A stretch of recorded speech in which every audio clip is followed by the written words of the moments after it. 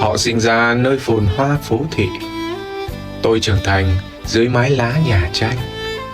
Đường làng quê tự mò không ánh sáng, còn phố thị có cả bảng chỉ đường. Nên đời tôi phải chịu thương chịu khó, còn đời họ vốn đã có tương lai.